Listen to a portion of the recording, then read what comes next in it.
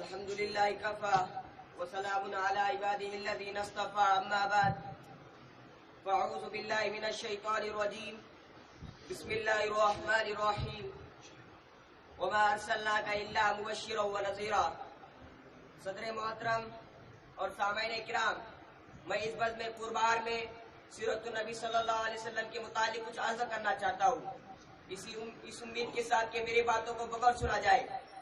جب اسلام فاران کے چوٹی سے پھیلنا شروع ہوا اور آپ صلی اللہ علیہ وسلم اپنے روشنی سے دنیا والوں کو منور کرنے لگے تو باطل پرستوں میں خلبلی مچ گئی.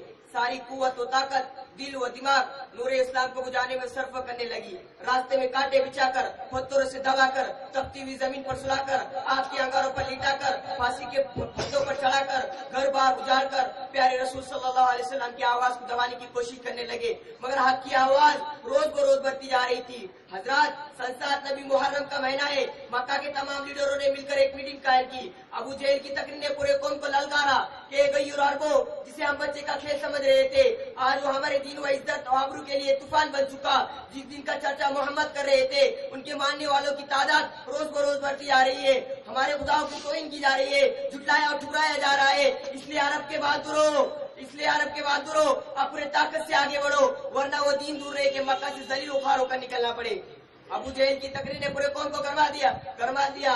طرح طرح کی تدبیریں پیش کی گئی. بڑی دیر کے بعد ایک ہولناک تدبیر پاس ہوئی کہ محمد اور ان کے ماننے والوں کا بالکل بائیکاٹ کر دیا جائے. ان سے خرید و فروخت، سلام و کلام، لین دین بالکل بند کر دیا جائے. چنانچہ ایک نامہ لکھ کر خانہ کعبہ کی دیوار پر لٹکا دیا گیا. یہ پورے خانہ کعبہ کی دیوار پر لٹکا دیا گیا. اس کے خلاف کرنے کا کسی کو اختیار نہ تھا، کسی کی مجال نہ تھی. مسلمانوں کو شیب آبی تعلیم میں بند کر دیا گیا.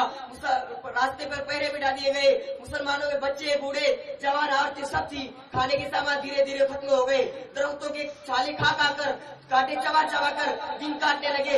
صرف ایک دن کے لیے پابندی ایام حج میں ہٹا لی گئی. مسلمان گھاٹی سے باہر آ گئے، کپڑے پھٹ گئے، آنکھیں دھس گئی، قدم لڑ کر آ رہے تھے.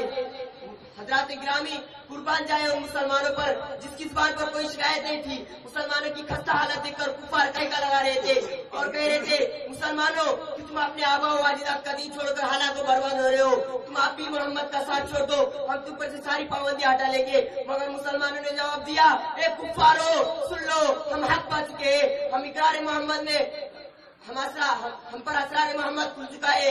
ہمیں گفتار محمد نے ہمیں واہ ہو کر دیا ہے. لہٰذا طوفان سے ٹکرا سکتے ہیں، خون کے دریا بہا سکتے ہیں، آگ کے بستر پر سو سکتے ہیں، بھوک سے تڑپ کر دم توڑ سکتے ہیں، مگر مصطفیٰ کی رسالت کا انکار نہیں کر سکتے. ابتدائی آزمائش کے بعد پورے 3 سال مکمل ہونے والے ہیں. خوراکیں ختم رہی، درختوں کی چھالوں کو بھی ختم کر ڈالا. عورتوں کی آنکھیں دھس گئی، پھول جیسے بچے ماں کی گود میں تڑپنے لگے. اس گھاٹی کا سب سے چھوٹا بچہ اچانک آنکھ کھولتا ہے اور اپنی امی سے کہتا ہے، مجھے بچاؤ، میں مر جاؤں گا. ماں کی ضبط کا بندر ٹوٹ گیا. وہ بےتاشا اپنا سر زمین پر پٹکنے لگتی ہے، سر پھٹ جاتا ہے. لوگ اسے سنبھالتے ہیں اور وہ کہتی ہے، مجھے چھوڑ دو، میں اپنے لفظ جگر سے پہلے مرنا چاہتی ہوں. دنیا والوں، ذرا سوچو کیسی سنگین گھڑی تھی، کتنا بھیانک منظر تھا، مگر رسول کی باتوں سے منہ نہ موڑا. آج بھی ہم اپنے رسول کی غلامی کا دعویٰ کرتے ہیں. اس لیے سن لیجئے، اگر ہم نماز پڑھتے ہیں، روزہ رکھتے ہیں، زکات دیتے ہیں، تب تو واقعی ہم اپنے دعوے میں سچے ہیں، ورنہ ہمارا دعویٰ باطل اور بیکار ہے. کسی شاعر نے کیا خوب کہا، پہلے مسجدیں تھی کچی تو پکے تھے نمازی. آج مسجدیں ہیں پکی تو کچے ہیں نمازی. بھلا بتائے، ہمارے رسول صلی اللہ علیہ وسلم اور صحابہ کرام نے کتنے مصائب و آلام برداشت کیے. کیا وہ کمزور تھے؟ کیا وہ بے بس تھے؟ ہرگز نہیں، ایسا ہرگز نہیں. وہ تو عرش و فرش کے، لوح و قلم کے، شجر و حجر کے، ارض و سما کے، جن و بشر کے، حور و ملائکہ کے، خشک و وتر کے رسول ہادی بن کر آئے تھے. جو رسول بن کر آتا ہے، اللہ اس کو اپنا قاضی بنا کر بھیجتا ہے. آپ صلی اللہ علیہ وسلم کے پاس اتنی قوت و طاقت تھی کہ اگر آپ صرف اشارہ کر دیتے تو پورا مکہ حالات کو برباد ہو جاتا. مکہ والوں پر پتھر برس جاتا. بہرحال اس بچے کے والد کو دیکھ کر مکہ میں کوہرام مچ گیا تھا. حضور صلی اللہ علیہ وسلم سجدے میں گرے ہوئے تھے. ابو طالب جو آپ کے چاچا ہے اور کہتے ہیں بھتیجے آپ برداشت کی طاقت نہیں، تلوار چلانے کی اجازت دو. آپ صلی اللہ علیہ وسلم نے فرمایا انشاءاللہ ہم لوگ اس گھاٹی سے باہر آ جائیں گے. مسلمان پورے 3 سال کے بعد اس گھاٹی سے باہر، مسلمان کے پورے 3 سال کے بعد آج دین و دنیا سلامت لے کر گھاٹی سے باہر آ گئے. مسلمان گھاٹی سے باہر آ گئے. میرے بھائی اور دوستوں، بہت کچھ کرنے کے بعد یہ دن ہم تک پہنچائے، لیکن ہمارا حال ہے کہ ہم اس کا مذاق اڑاتے ہیں. حضور صلی اللہ علیہ وسلم ہمیشہ اپنی امت کی نجات کے لیے گمگین رہا کرتے تھے اور راتوں رات اپنی امت کی بخشش کے لیے خدا تعالیٰ سے دعائیں کرتے رہتے تھے. وقت کی نزاکت کو مد نظر رکھتے ہوئے میں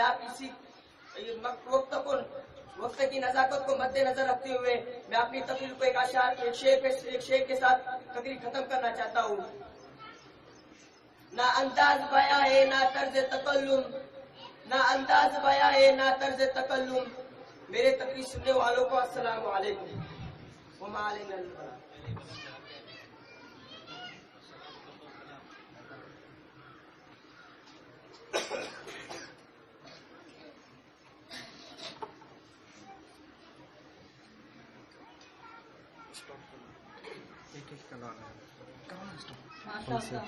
یہ آپ کے سامنے